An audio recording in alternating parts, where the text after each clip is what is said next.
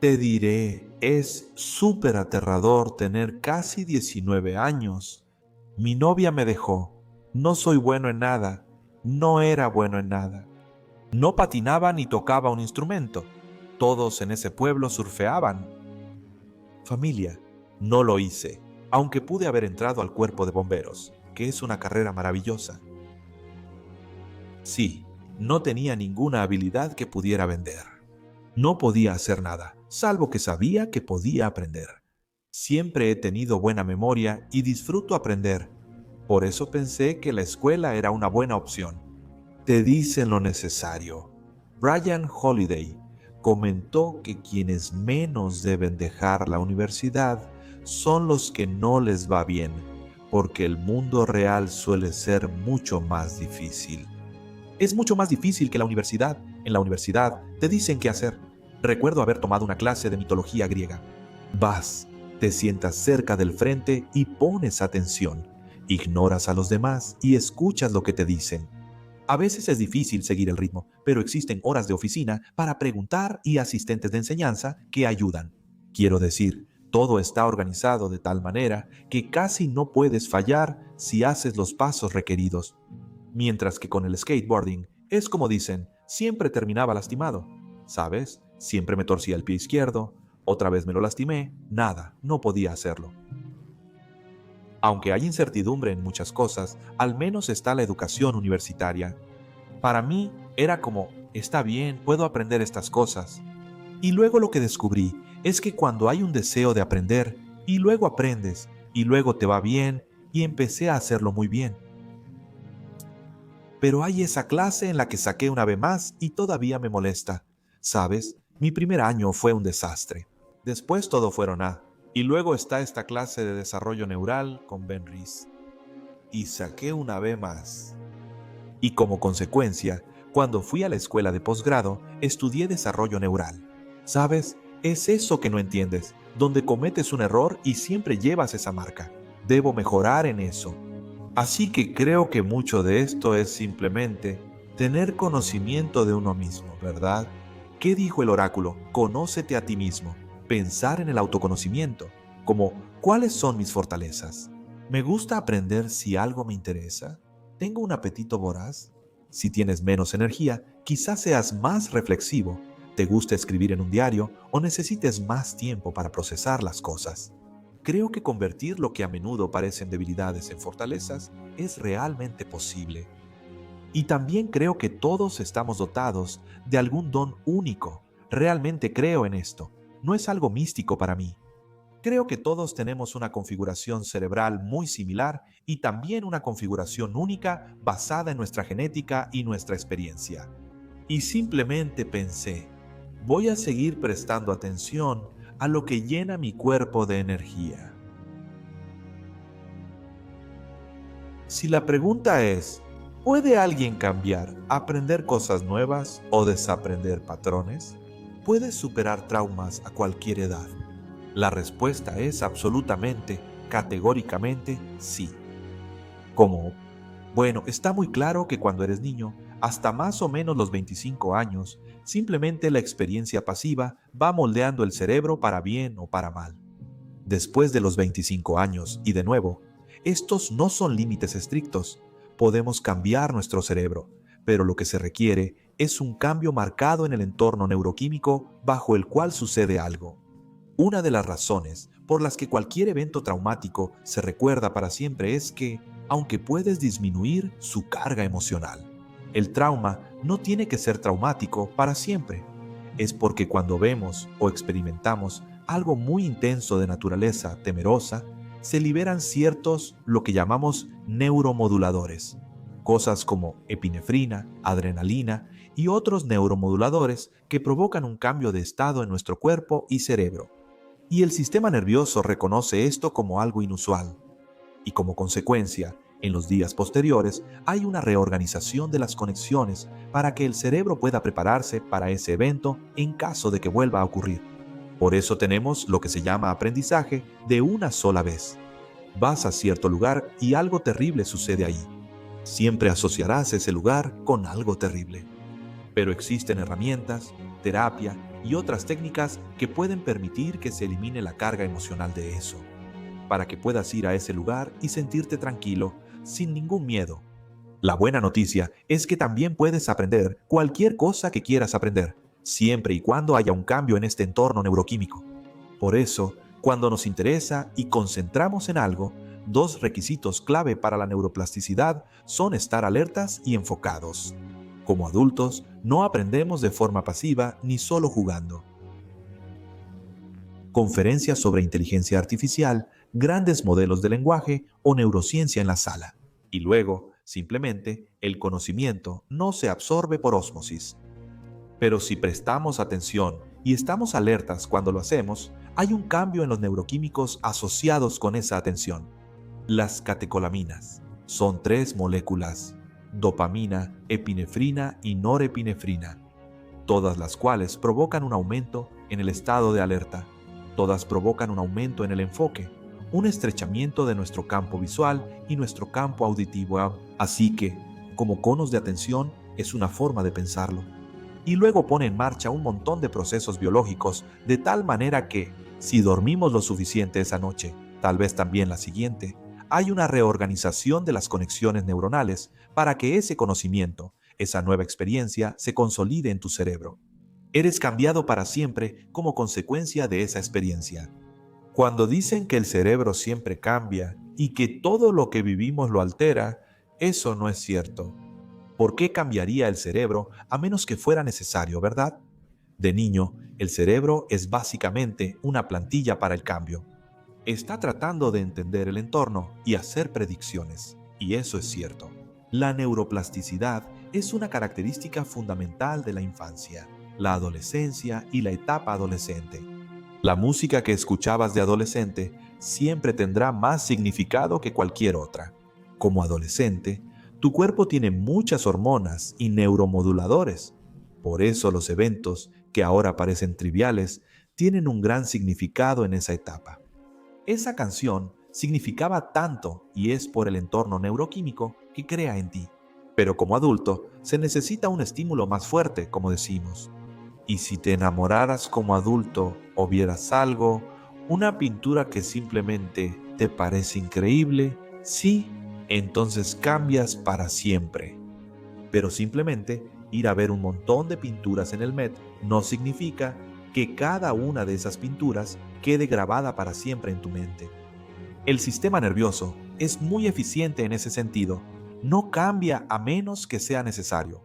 Y siempre cambia si es necesario para mantenerte a salvo. Por eso hay una influencia asimétrica del miedo en comparación con solo el interés en cuanto a lo que puede cambiar nuestro cerebro. Pero es bueno saber que el amor, la emoción y la apreciación son estímulos muy fuertes para cambiar el cerebro. Y puedo recordar conversaciones que he tenido con mi buen amigo Rick Rubin. Tal vez suene presumido, pero tengo la suerte de ser amigo cercano de Rick. Y Rick siempre habla de cómo, cuando simplemente ves y experimentas algo y sientes ese amor por eso, cambia el cerebro.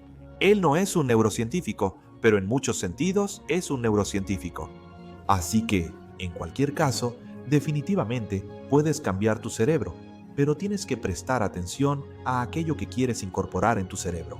Tienes que estar alerta mientras haces eso, y luego, definitivamente, tienes que descansar, porque es durante el sueño, durante los estados meditativos y durante el descanso cuando ocurre realmente la reconexión del cerebro.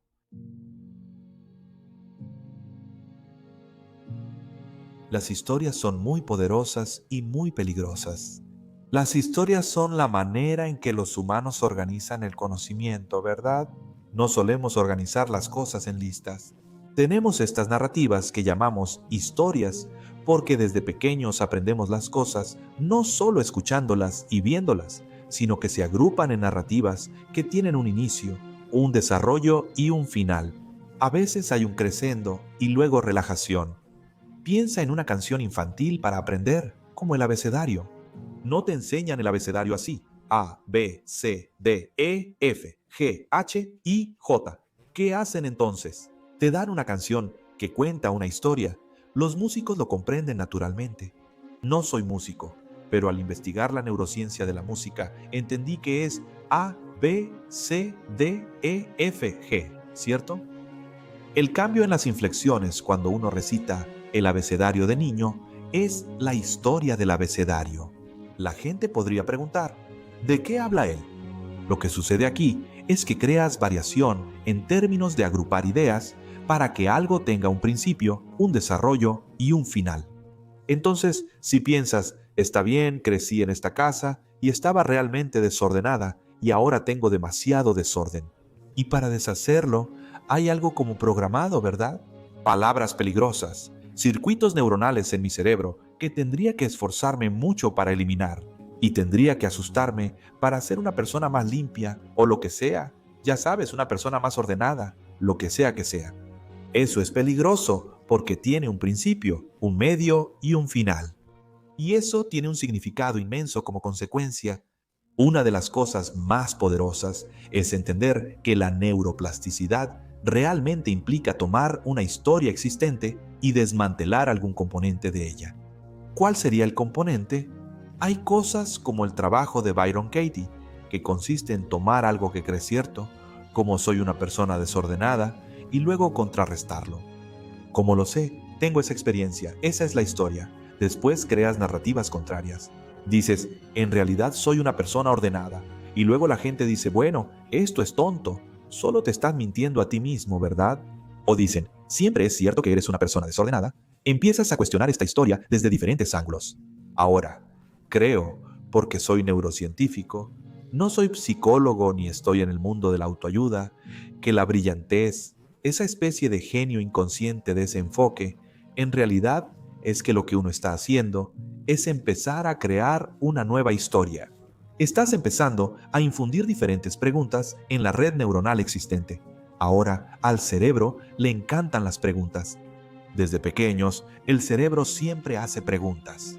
Si cuestionas una historia existente, no significa que te estés mintiendo a ti mismo. No vas a decir de repente que eres súper ordenado porque ni tú lo creerías. Pero si empiezas a cuestionar por qué es así, o, ya sabes, has podido cambiar tantas otras cosas, ¿por qué no podrías cambiar eso? Cuando dices que solo era un hábito, que no puedes hacerlo. Dices, bueno, ¿qué es un hábito? Empiezas a cuestionar y a presionar y presionar. A lo que finalmente llegas es a este tipo de Realmente, nada me impide ser ordenado, salvo esta cierta fluidez de una historia en particular. Y lo que has hecho es interrumpir la fluidez de esa historia. Entonces cuando vas al comportamiento de, ya sabes, dejas las cosas por todos lados o las pones de manera ordenada, empiezas a interrumpir el hábito, la fluidez de lo que normalmente haces. Comportamiento. Menciono esto como una manera de arrojar luz sobre lo que hago en mi carrera de podcast, que es, ya sabes, creo firmemente en los campos de la psicología. Creo que la autoayuda tiene cosas maravillosas que ofrecer. Tenemos sabiduría antigua que se remonta mucho tiempo atrás. Y cuando empiezas a ver las cosas a través del lente de la biología, te das cuenta de que todas estas cosas en realidad tienen mérito y que simplemente son caminos diferentes hacia los mismos resultados. Así que si quisieras convertirte en una persona ordenada, te animaría. Aquí hay una estrategia respaldada por la neurociencia. Escribir una página sobre lo ordenada que eres realmente. Sabrás que eso es una mentira, ¿verdad? Y luego mirarlo y darte cuenta de que, en muchos sentidos, si simplemente reemplazas ordenada por, ya sabes, desordenada en cualquier parte, probablemente sería exactamente la misma historia. Así que de lo que realmente estás hablando aquí es simplemente de un patrón predeterminado que tu sistema nervioso está ejecutando. Si solo cambiaras las palabras, sentirías o harías algo distinto. Podrías pensar que no es importante, pero te aseguro que escribirlo cambiaría tu visión de simplemente ir y dejar algo. Él diría, ahora tienes algo para interrumpir el hábito, ya que mucho depende de cómo te verás. Algunos dicen, te das un golpecito con una liga en la muñeca, pero no tiene nada especial. El dolor en tu muñeca o poner una nota adhesiva no es especial. Sabemos que solo sirven un día. ¿Por qué no funcionan? ¿Por qué fallan los recordatorios en el espejo? Porque no son relevantes, nuevos ni diferentes. El sistema nervioso solo cambia si algo es novedoso o distinto. En fin, podríamos hablar mucho sobre la formación de hábitos, pero el miedo funciona y también funciona interrumpir la historia. ¿Cómo interrumpes la historia? Cuentas la historia opuesta y piensas, eso es mentirme a mí mismo. Pero a nivel neuronal tiene sentido porque el sistema nervioso, de nuevo, prefiere ser muy económico. Le gusta hacer todo con la mínima cantidad de gasto energético. Y cambiar cualquier cosa requiere atención y la atención es costosa. La atención es costosa. Y también diría que, mientras estoy divagando con todo esto, las cosas van muy bien para ti. Así que en realidad no tienes ninguna razón para ordenar tu espacio. Papel ahora, otro papel y el trasero limpio, ¿entiendes? Sí, lo delegas. Sí, genial. Bueno, hay un incentivo para todas las personas que sienten que no son lo suficientemente ordenadas. Tienen dos opciones. Puedes empezar a ser ordenado ahora o tener éxito y contratar asistentes. Y de hecho creo, lo digo completamente en serio, creo que uno tiene que preguntarse, ¿dónde es mejor dedicar mi atención y mi capacidad mental? Pienso en esto diario. Estamos viviendo una guerra de atención. Me despierto en la mañana y puedo ser un consumidor o un creador. Si agarro mi teléfono, soy un consumidor. Si voy a mi diario, soy un creador. Mi consejo para cualquiera que quiera tener éxito en cualquier ámbito es hacer las cosas lejos de donde transmites y luego llevarlo a esa transmisión. Quiero decir, lleva tu vida real a Instagram y ten mucho cuidado al llevar Instagram a tu vida real. ¿Tiene sentido? Las personas exitosas hacen cosas fuera de las plataformas y luego las comparten ahí. Así que tengo que tener mucho cuidado. Luego voy a la cocina. Obviamente, hablo con las personas en mi casa. Pero si levanto el teléfono y empiezo a hacer una llamada, es como, ¿esta llamada realmente es para avanzar? ¿O esto es solo una especie de uso pasivo de la atención? Tenemos que ser muy cuidadosos hoy en día. Muy cuidadosos. Es realmente desafiante.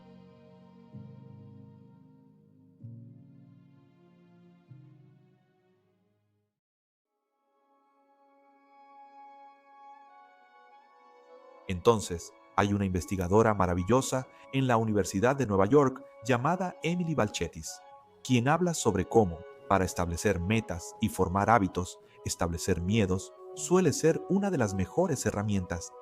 Dedicas un tiempo, quizá unos 5 minutos, pensando en todas las cosas terribles que van a pasar si no logras tus metas.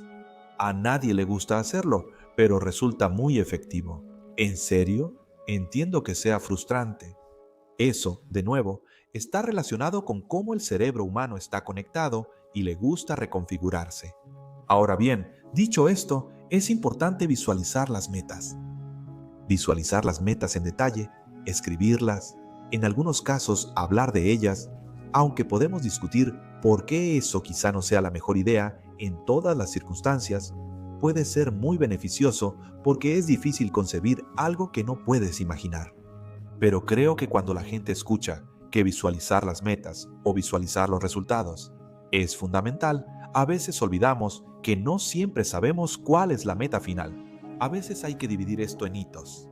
Aquí es donde creo que Rick Rubin, aunque no es un científico formalmente capacitado, ha generado mucho interés por su trabajo sobre la creatividad, que es, ya sabes, Rick, se trata en gran medida de percibir el tipo de atracción energética de una idea y poder explorarla sin demasiado autojuicio, filtro o pensar en cómo va a ser recibida. En otras palabras, que la metamorfosis que lleva a la gran música, la gran poesía, los grandes descubrimientos científicos, los podcasts, las finanzas, las empresas que uno está construyendo, etc., es una serie de iteraciones que ocurren en el transcurso de aproximadamente un día, ya sabes, y por eso no siempre podemos imaginar el final o el producto final como el resultado. Por eso digo que la universidad es fácil comparada con otras metas, porque al final solo obtienes un título, como recoger un diploma, mientras que en otras áreas, a menudo es mucho más misterioso.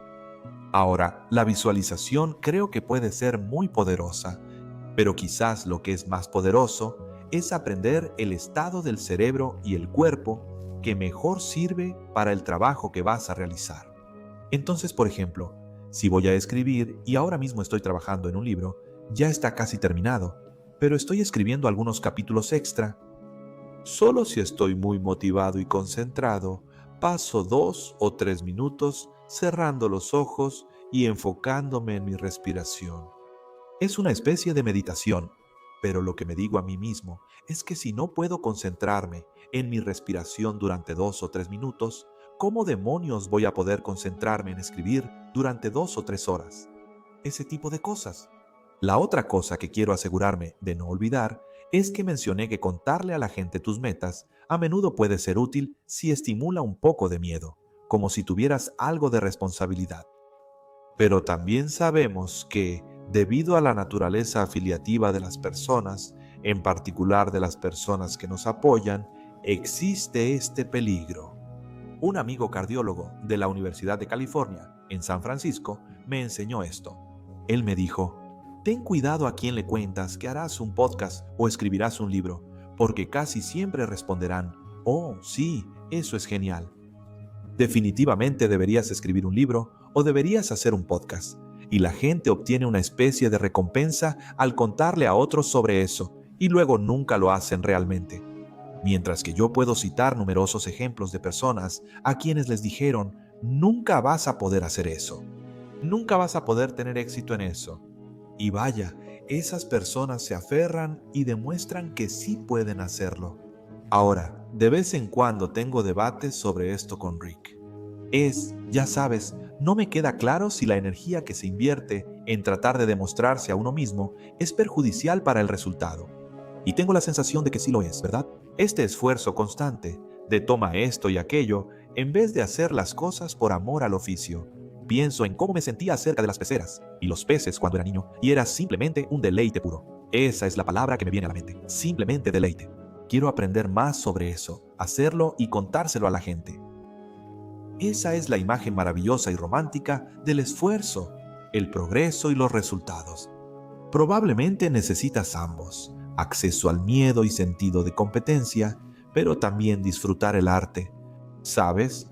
Como el libro de Peter Thiel, de 0 a 1, según recuerdo, define la competencia como anticreatividad en muchos sentidos, porque a través de la competencia, por definición, cambias lo que haces para superar a alguien más o a otra cosa. Y así estás transformando tu creación para, de alguna manera, superar algo. Mientras que si simplemente estás pensando en algo que quieres hacer crecer y cultivar, no existen esas barreras. En los mundos donde he estado, la ciencia y en menor medida el podcasting tienen esa maravillosa característica. Pero ciertamente en la ciencia es súper competitivo, ¿verdad? Dos laboratorios trabajando en cosas similares. La gente se preocupa de que si uno publica primero, el otro no podrá publicar, al menos no en una revista de tanta calidad. Y los empleos se crean a través de estas publicaciones en revistas. El podcasting en realidad es un campo maravilloso porque, digamos, tú y yo tenemos al mismo invitado en nuestros podcasts. Todo lo que hace es elevarlo en el algoritmo. No es como, ya sabes, y es algo así.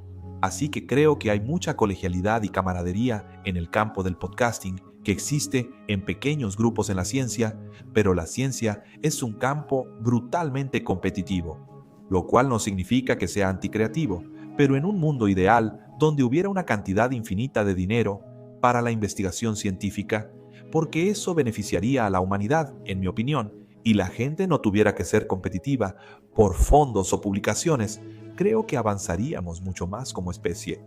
Así que la competencia fomenta resultados. Esto es claro en los mercados, es claro en muchos ámbitos. El amor y disfrute por el oficio y la creatividad es el camino, pero en la mayoría de los casos necesitas ambos. Si estás sentado junto a alguien en clase y te das cuenta, ok, porque así era yo antes, pienso, ok, me encanta este tema, pero caray, quiero esa calificación más alta. Quiero esa calificación más alta en la distribución. Y como ella y él son realmente buenos, y yo digo, vamos a estudiar juntos. Dios mío, cuando sea el examen, voy con todo. Creo que algo de competencia puede sacar lo mejor de nosotros, sobre todo en el deporte.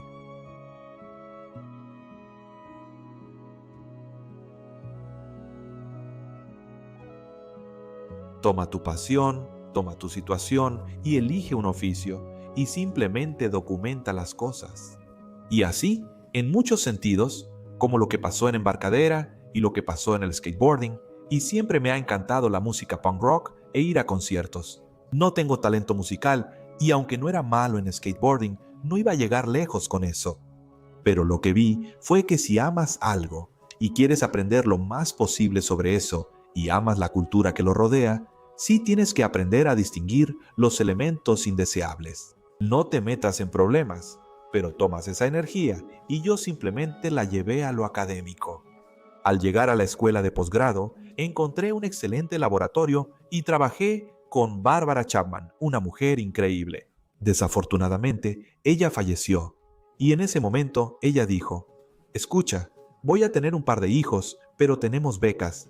Puedes», así que ella dijo: «Voy a tener un par de hijos, así que voy a estar muy ocupada, pero tenemos becas y aquí está el laboratorio». Ella dijo: «No quemes el laboratorio, no te lastimes, pero haz experimentos, diviértete». Y me di cuenta, pensé, esto es lo mejor. Tenía tanta energía que pensé, no necesito irme a casa. Así que vivía ahí la mayor parte del tiempo. Me cepillaba los dientes en el lavabo, hacía ejercicio en el gimnasio, me iba a bañar y regresaba. Y recuerdo que la gente me decía: «¿Te vas a quemar? ¿Qué estás haciendo?». Y yo decía: «¿De qué hablas?». Y trabajaba 80, a veces hasta 100 horas a la semana. Yo era tan feliz y me di cuenta de que era exactamente la misma sensación. Simplemente tomaba mi interés y me entregaba por completo a ello. Lo hice como estudiante de posgrado y como investigador postdoctoral. Y de hecho, cuando era investigador postdoctoral, empecé a escribir algunos artículos de música para la revista Thrasher. Siempre he mantenido un pequeño vínculo con la industria del skateboarding de esa manera, solo para ganar un dinero extra. Y luego, cuando era profesor asistente, tuve que dedicarme completamente al laboratorio. Aún así, seguía haciendo ejercicio. Y supongo que el punto es que, ya sabes, antes tú y yo estábamos hablando sobre si tienes, y estoy tomando esta frase de una de mis heroínas, Martha Beck, que es una persona y maestra maravillosa con mucha sabiduría, y ella lo llama un sistema de atención basado en el interés. Algunos lo llaman trastorno por déficit de atención e hiperactividad, pero ¿alguna vez has notado que incluso las personas, y lo sabemos por la literatura científica, personas, niños, adultos, con trastorno por déficit de atención y hiperactividad, cuando están, digamos, con trastorno por déficit de atención e hiperactividad, cuando están haciendo algo que realmente les apasiona, son como un láser, no se van a despegar, su atención está al 11 de 10, así que tomé esa energía que siempre he tenido para los peces, para las aves tropicales, el skateboarding, la música punk rock, y eventualmente fue la biología. Y simplemente dije: está bien, aquí están mis fichas, voy con todo. Pero la meta siempre ha sido, y sigue siendo, tomar lo que aprendo y compartirlo. Porque la verdadera alegría de hacer cualquier cosa, al menos para mí, es la capacidad de compartir ese conocimiento o esa experiencia. Y esos primeros años fueron realmente inestables y francamente muy peligrosos. Pero luego, cuando inicié un laboratorio y decidí: oye, voy a estudiar el estrés humano. Vamos a conseguir realidad virtual de circunstancias estresantes. Y mi amigo Michael Meller, que es un fotógrafo de retratos muy reconocido en Hollywood y también toma fotos de tiburones blancos fuera de las jaulas, me dijo: «Oh, ya sabes, tu estímulo de realidad virtual en tu laboratorio». Quiero decir, esto es lo que me dijo. Me dijo: «Apesta». Dijo: «Apesta, no se ve real. Todo es imágenes generadas por computadora. No da miedo para nada. ¿Qué tal si filmamos tiburones blancos en Isla Guadalupe y salimos de la jaula?». Y ya sabes, el joven Andrés dice: «Está bien». Obtuve la certificación de buceo, un año estuve en la jaula y al siguiente salí. No recomiendo vivir así. No lo hago porque tuve una falla de aire en profundidad el segundo año en la jaula. Me salí, lo logré, sobreviví, pero fue súper aterrador y no es una experiencia que quiera repetir. Y me di cuenta, esa es la línea. Como yo, ya sabes, el gran Oliver Sacks, otro héroe mío, neurólogo británico y autor, él escribió lo que básicamente se convirtió en el guión de Despertares y cosas así. Hay una cita sobre él que resuena mucho conmigo. Y la cita, creo, es que un maestro de sus primeros años dijo: Oliver llegará lejos, siempre y cuando no se exceda. Debes tener cuidado, ¿verdad? Estas aventuras, dejar la escuela o hacer cosas, no pueden hacerse improvisadamente. Así que si ves el panorama general, es altamente no lineal. Pero hay un hilo común en todo esto, que es ese deseo de aprender, la curiosidad, las ganas de compartir, la intensidad. Y cuando estoy involucrado en cualquier cosa, y recomiendo que si las personas están involucradas en cualquier cosa, ya sea podcasting, deportes, videojuegos, matemáticas, inteligencia artificial, programación, lo que sea, skateboarding, lo que sea, no puedes ser descuidado en ese mundo, porque el progreso, incluso si cambias las cosas con el tiempo, es consecuencia de tomar esa singularidad inherente que cada uno de nosotros tiene y el nivel de intensidad que tengamos, y asegurarte de que realmente avances. Y lo que he aprendido es que, siendo niño, adolescente y adulto, hay muchas trampas en el camino. Hay muchas caídas hacia el fracaso y la destrucción, y tienes que ser muy, muy cuidadoso. Así que no puedes ser imprudente.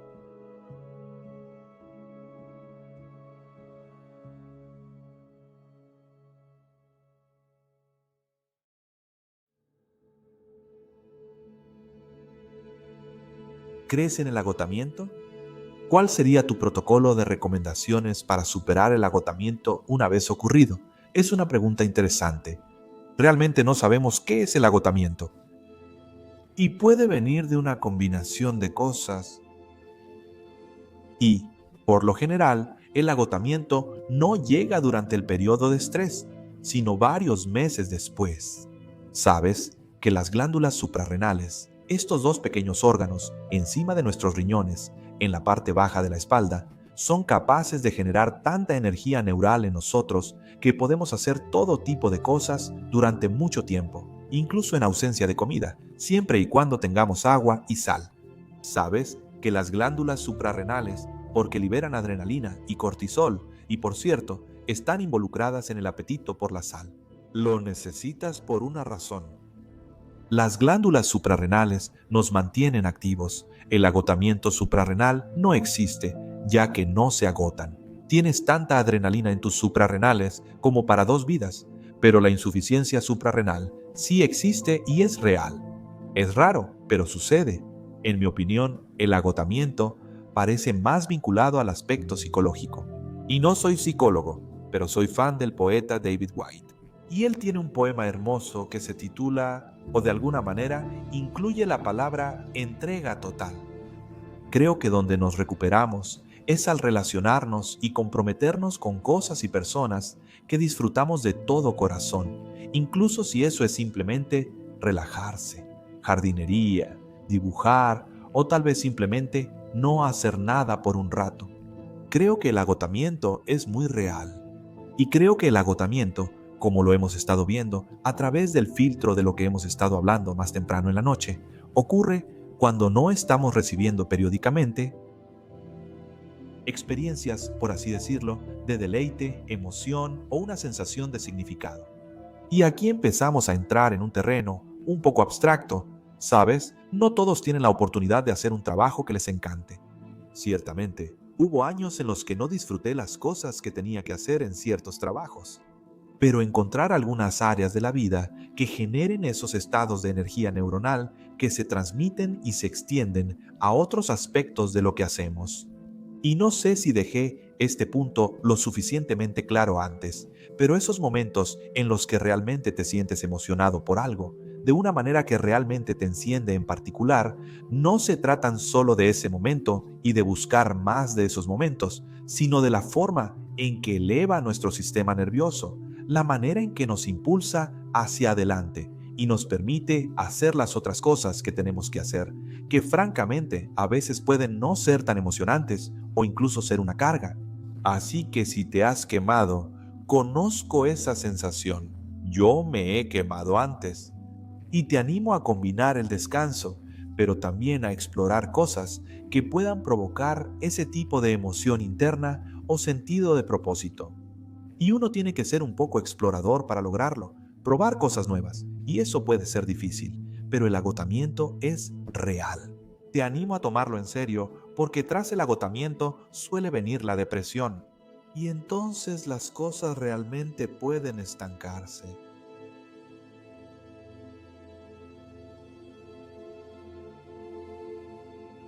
¿Qué tipo de alimentos intentas comer todos los días y por qué? Oh, me encanta comer. Me encanta comer, incluso disfruto el simple acto de masticar.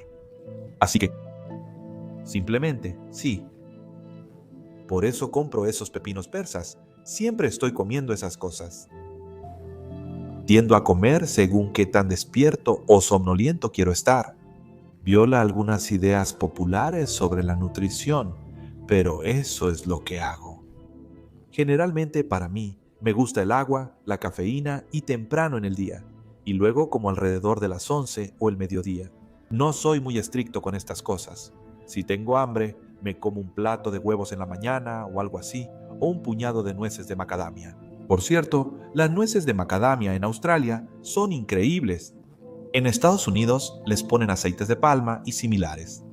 Cuando probé las de allá, saben bien, pero no entraré en debates sobre los aceites de semillas. Puedo pensar en mejores maneras de ahorcarme, como con el cable de este micrófono. Es como, ya sabes, no, supongo que sí evito los aceites de semillas, pero, ya sabes, así me siento mejor. Me encantan las macadamias. ¿Ves? Te lo dije, siempre encuentro el camino de regreso. Las macadamias de aquí saben como si las hubieran infusionado con todo tipo de cosas. Ves el empaque y solo dice macadamias y sal. No sé por qué son tan buenas. El café aquí es increíble.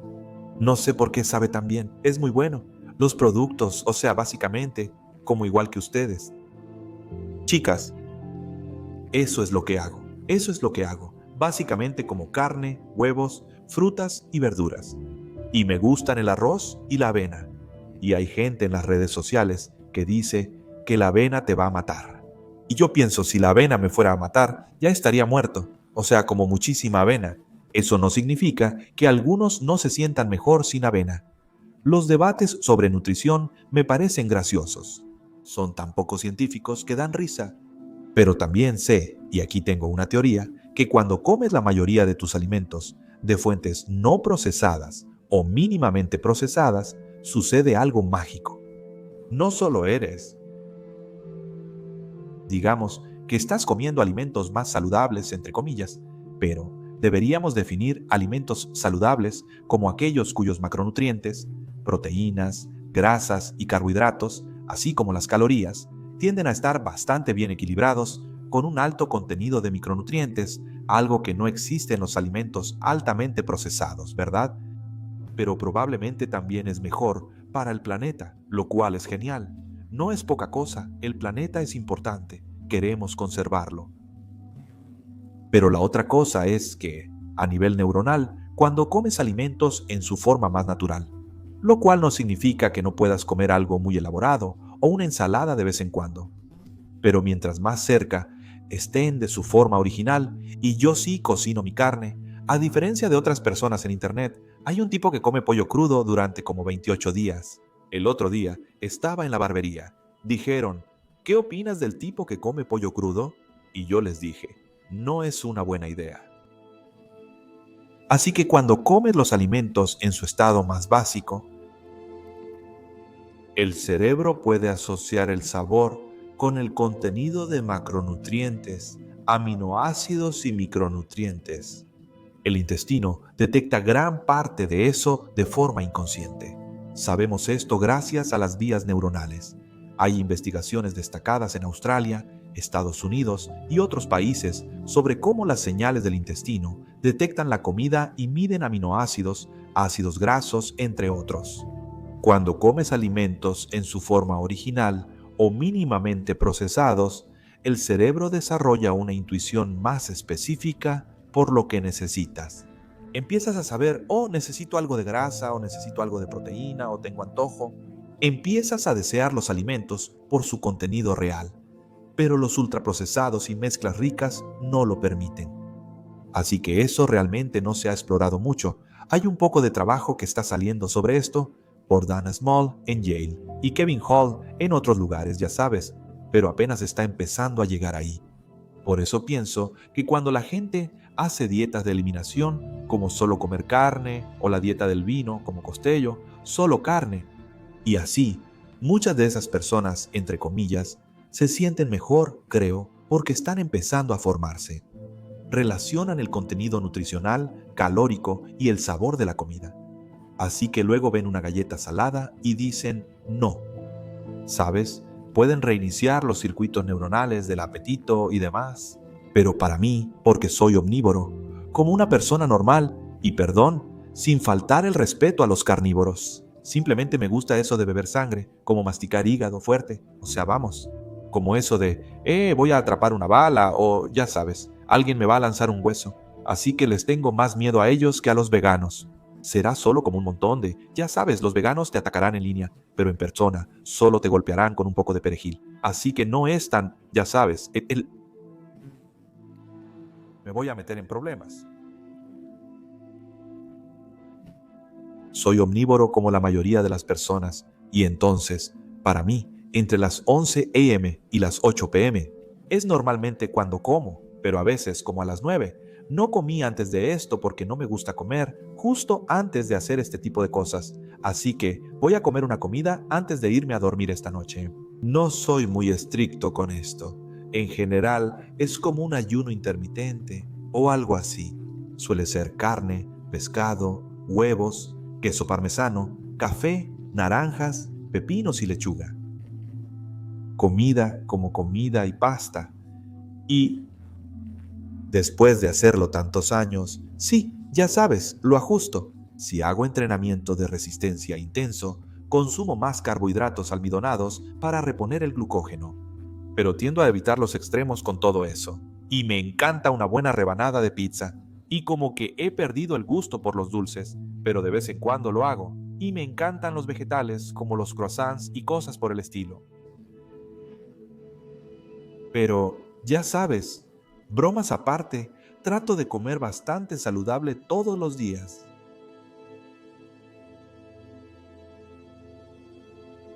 ¿Cuáles son tus principales recomendaciones de salud y estilo de vida para alguien que tiene una vida ocupada? Es una gran pregunta y, ya sabes, me acusan mucho, me acusan de muchas cosas. Pero, ya sabes, una de ellas es, bueno, nadie puede hacer todas estas cosas, pero lo hablamos antes. Damos lo mejor con lo que tenemos y el tiempo disponible. Intenta recibir algo de luz solar brillante, incluso a través de las nubes, especialmente a través de las nubes todos los días. Trato de atenuar las luces o, ya sabes, ponerme bajo una luz roja. No necesariamente un panel de luz roja, sino simplemente poner una luz de fiesta roja. Lo he hecho en todo este viaje cuando viajamos de noche.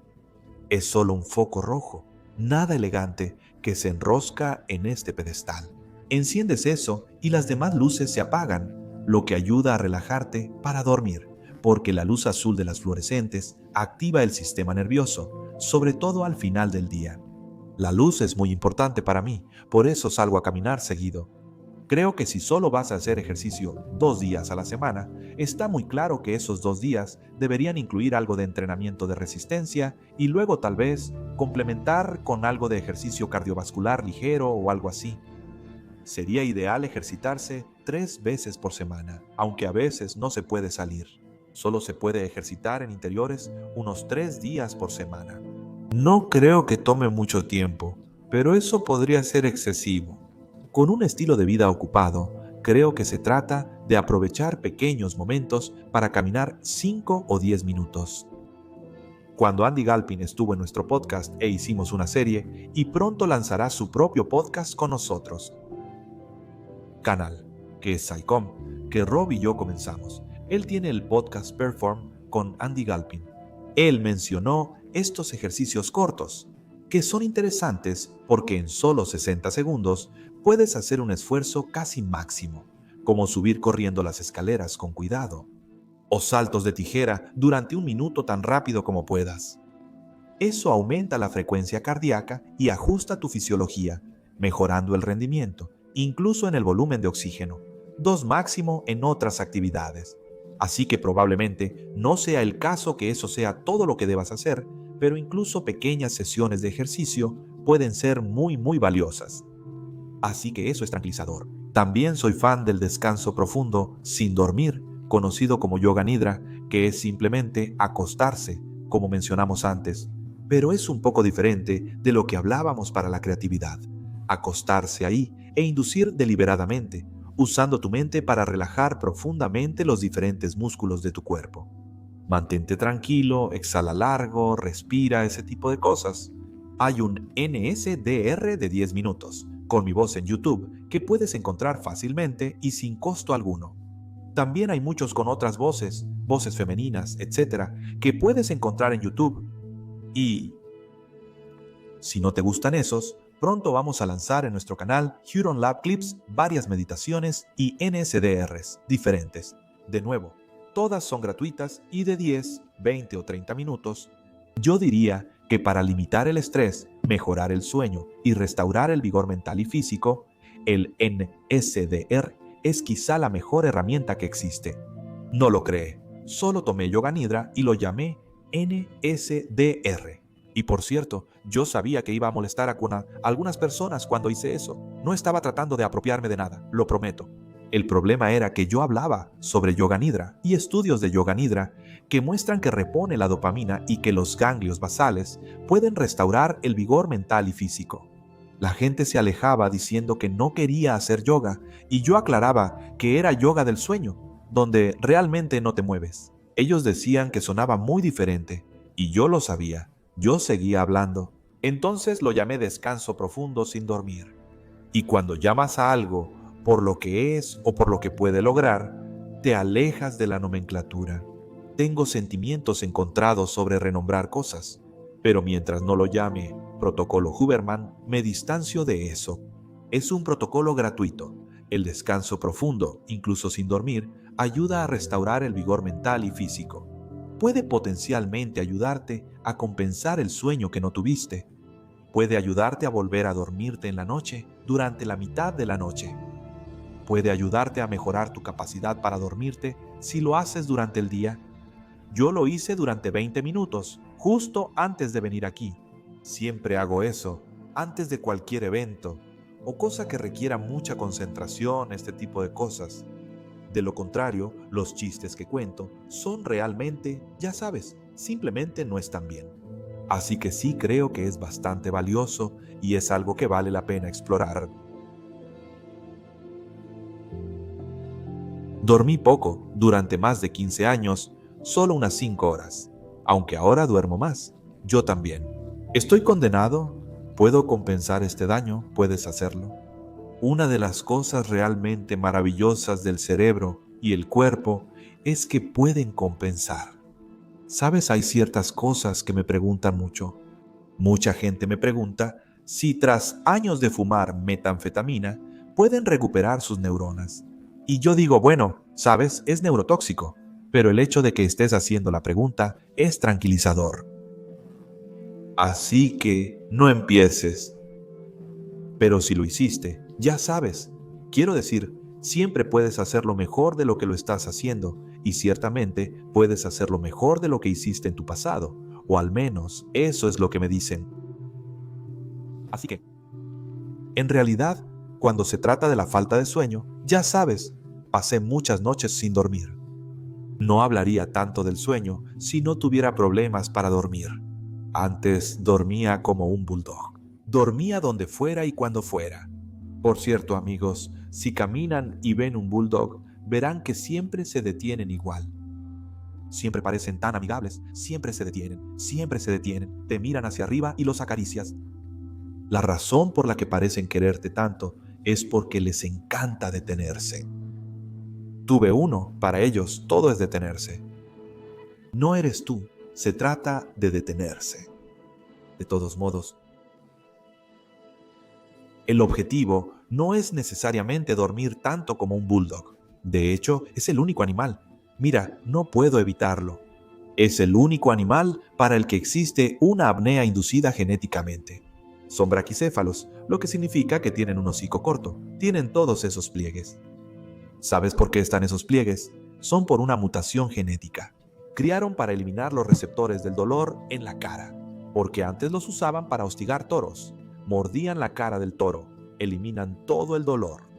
Criaron para quitar receptores de dolor, con cara floja y hocico corto. Bulldog inglés. Gracias por la especificidad. A los biólogos les encanta. Los franceses están bien. Los franceses están bastante bien. Tienen un poco más de energía, ¿verdad? Los bulldogs menos, y Costello, que era bulldog mastín, era como una tortuga marina. Ya sabes, solo se movía despacio, se detenía, y él seguía avanzando y tú podías apartarte. De hecho, Costello era tan tranquilo que cuando se acostaba en el piso, yo tenía uno de esos, ya sabes, como aspiradoras robot, esas cosas que en nuestro país llamamos rumba. Se acercaba a su cara y él simplemente rebotaba en su nariz. Y ni siquiera aprovechaba la oportunidad para parpadear. El bulldog representa la economía de esfuerzo. Y de hecho, si observas a las personas se parecen a diferentes razas de perros. He pasado mucho tiempo pensando en esto. Algunos perros y algunas personas tienen un poco más de resonancia en ellos. Tienen un mayor número de revoluciones por minuto, todo el tiempo, todo el tiempo, todo el tiempo, y luego los bulldogs, ¿verdad? Rick Rubin, ¿verdad? Son esas personas que simplemente son más tranquilas, y vemos a esas personas que son más tranquilas y pensamos, bueno, probablemente no pasa mucho ahí dentro. Pero ahora sabemos por lo de Rick y lo de Carl que ellos piensan mucho. Pero en el caso de Costello, no logran hacer mucho. Sabes, quizá Costello quería lograr cosas, pero si se despertaba el día de Año Nuevo y decía, está bien, 50 conejos, este año en realidad nunca lo lograba. Pero escucha, el punto es que algunos de nosotros dormimos como bulldogs. Algunos de nosotros tendemos a dormirnos y despertarnos en medio de la noche. Yo soy una de esas personas. Duermo 4 horas y despierto. Lo odio. Pero me di cuenta de que el descanso profundo sin dormir, o yoga nidra, me ha enseñado a volver a dormirme muy rápido y puedo recuperar algo de sueño al pasar por ese descanso profundo sin dormir. Algunos se despiertan en la noche por no tener ajustado su horario de sueño. Pronto habrá una serie sobre el sueño con Matt Walker. Grabamos 6 episodios con él. Él habla de algo. No me atribuyo crédito por ello. Este es el acrónimo de Matt. Calidad, cantidad, regularidad y tiempo. Calidad, cantidad, regularidad y tiempo. Pon atención a cuánto duermes. Algunos requieren 6 horas, otros 8. Si has dormido 7 horas por años y lees que necesitas 8 o tendrás demencia, no te preocupes, no es cierto. Cada persona necesita diferente cantidad de sueño según la etapa de vida. Además importa su calidad y continuidad. ¿Tomaste cafeína en la tarde o alcohol en la noche? En ese caso, la calidad del sueño se verá disminuida. La regularidad es muy interesante. Irte a dormir más o menos, al menos 5 noches a la semana, irte a dormir más o menos a la misma hora cada noche, con una diferencia de 1 hora más o menos. Está bien los fines de semana. No lo digo solo para que no se vayan todos o 1/3 de ustedes. Algunas personas prefieren dormir a las 8 o 9 p.m. y despertar a las 3 o 4 antes meridiano, así se sienten mejor. Si despiertas a las 3 o 4 de la mañana, quizá te acuestas muy tarde y tienes este cronotipo intrínseco, como se le llama. Y puedes retrasar un poco tu reloj biológico, pero la mayoría de las personas quieren irse a dormir en algún momento entre las 10 de la noche y la medianoche y despertarse en algún momento entre las 6 y las 8 de la mañana. Y también hay mucha variación en eso. Pero, ya sabes, calidad, cantidad, regularidad y tiempo. Así que piensa en la calidad, la cantidad, la regularidad y el horario. Una vez que ajustes eso, todo mejora muchísimo. Tanto así que, incluso si no duermes lo suficiente, mientras te acuestes más o menos a la misma hora cada noche, te irá mejor. Así que si no hiciste nada de esto durante años, como yo, cuando estaba en la escuela de posgrado, etc., no te desesperes. No te desesperes. Está muy claro que el cerebro puede recuperarse y no perdería ni un solo momento pensando en lo que no hiciste. Además, mi máquina del tiempo está descompuesta. Tu máquina del tiempo está descompuesta. Me doy cuenta de que eso no da mucho consuelo, pero es poco probable que hayas causado un daño sustancial. Es poco probable que hayas causado daño, a menos que lo hayas hecho toda tu vida y la conversación sea muy tarde en la vida, pero incluso entonces, dormir más sería mejor.